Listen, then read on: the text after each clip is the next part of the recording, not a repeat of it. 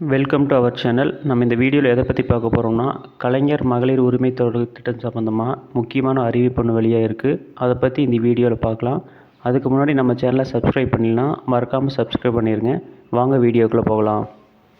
மகளிர் உரிமை தொகை திட்டத்தின் கீழ் பயன்பெற விண்ணப்பித்த 1.60 கோடி பேரில் தற்போது 1.16 கோடி பெண்கள் பயன்பெற்று வருகின்றனர்.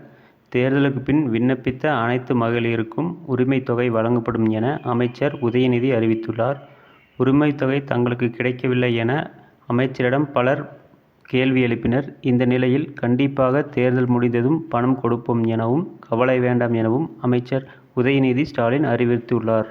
கலைஞர் மகளிர் உரிமை தொகை திட்டத்தில் கடந்த ஜனவரி மாதம் கூடுதல் பயனாளிகள் சேர்க்கப்பட்ட நிலையில் 90% மகளிருக்கு உரிமை தொகை சென்று சேர்ந்து விட்டது எனவும், தகுதியான ஒரு சிலர் விடுபட்டிருந்தால் அந்த பட்டியலை மாவட்ட ஆட்சியரிடம் வழங்க திமுகவினருக்கு அமைச்சர் உதயநிதி அறிவுறுத்தியுள்ளார்.